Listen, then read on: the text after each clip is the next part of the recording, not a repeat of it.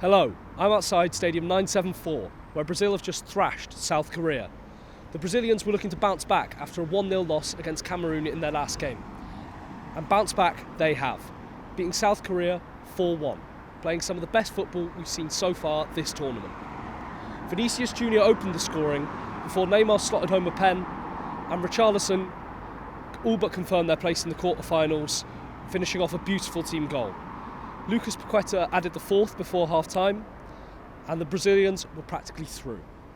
However, Paik Song-hao gave the South Koreans something to remember as he scored their only goal of the match, an absolute screamer. Some pundits have criticised the Brazilians for the way they chose to celebrate their goals, namely Roy Keane, but the Brazilians won't care as they dance along to a quarter-finals against Croatia and possibly all the way to the trophy.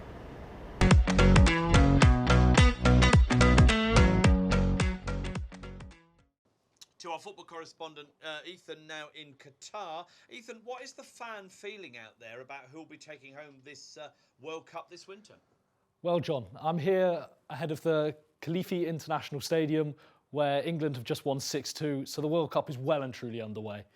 Well, I've been speaking to some of the fans. They've been saying the favourites are teams like Argentina with Messi's last tournament, Brazil with Neymar's last tournament, and teams like France, and I have heard a few England shouts, which may be slightly controversial, but when they're winning by 4 goals today, who can argue with that? But who are the fans that they're most excited to see out of all those global superstars that are there and on show? Well, for many players, it's their last tournament. Players like Modric, Ronaldo, Lionel Messi, even Neymar's hinted that it may be his last tournament. So they're looking to see a lot of those players. Obviously, you don't get to see them in this part of the world too much, so they're taking it all in. And there's a few more younger players who are making their first appearance at the tournament. Players like Jude Bellingham, Phil Foden, and Pedri. But yeah, they're looking forward to seeing them, doing their stuff, and yeah. How optimistic, are the Qatari fans, do you think, following that 2-0 defeat to Ecuador yesterday? Well, it was the game everyone was talking about, wasn't it? Especially with the offside goal in the first few minutes, there were shouts of match fixing and all of this going on. But the Ecuadorians managed to win 2-0 in the end. I've been speaking to a couple of Qatari fans. They weren't too happy with the way their side performed. Obviously, winning the Asia Cup in 2019, they had higher hopes for this tournament, and Ecuador was the game they thought they could win. In fact, there were fan exoduses around the 55th minute, which personally is shocking for a team who is seeing their first World Cup and their first appearance at a World Cup. Ethan, in Qatar, I'm sure we'll be back to you for more later. Thank you.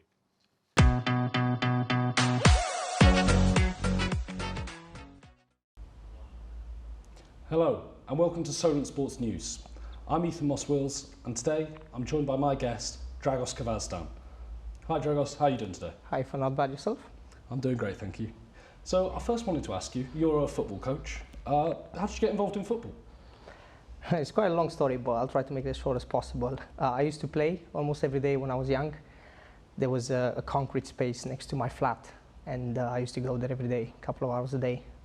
And my dad used to take me every now and then, so I get that passion from him, really.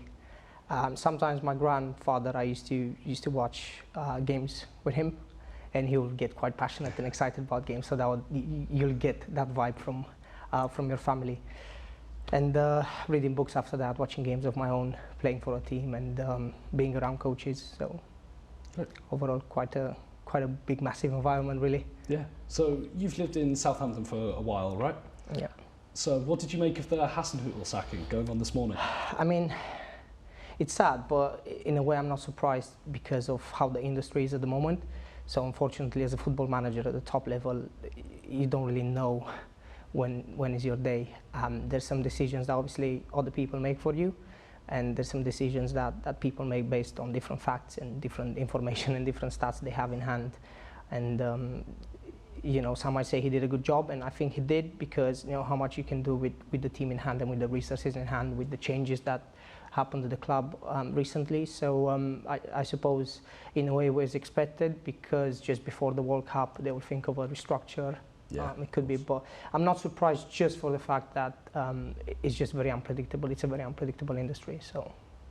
So I was just going to move on to what you're doing right now. So you've got your football coaching business. Yeah. Would you mind telling us a bit about that, what you're doing? Yeah, of course. So I'm running sessions on a Sunday morning, and that's 9 o'clock in the morning, and I get kids aged 5 to 8, 9, and I'm trying to build another sessions for the older ones, so 16 and above, because I think everyone deserves a chance in terms of having, I would like to think, good quality coaching, and there's a lot that unfortunately cannot join a team due to, certain abilities they might or might not have, and I want to be there for them, and I want to help them. I want to help kids improve and be better at football, be better individuals, and that's the reason and the rationale behind it. So is there any role model, anybody who's inspired you to want to do something like this? Not really. It was just, to be fair, life itself. It just throws challenges, barriers, and different events at you, and then you just pick up from there and you take difficult decisions. But there was not a difficult decision; it was a nice decision. But some difficult decisions led to this one. So finally, I just want to ask you: you've got a couple of clients playing in other leagues. Would you mind telling us a bit about them? Yes, so there's a few football players I'm collaborating with playing semi-professional or professional level, which I'm not representing them as an agent. I'm just like a player manager, if you want. So, do you have a LinkedIn? Do you have a CV? Do you have a video presentation of yourself? Do you know agents in the industry? Do you know clubs? Do you know how to speak to them? And I'm just there to offer them consultancy and then, help and guidance to improve themselves personally and as footballers, and hopefully get closer to obtaining good contracts. All right, great, thank you. Brilliant. Thank you. Thank you very much. Thank you. Time for a short break now. I'll be back in a couple of minutes with more news and interviews.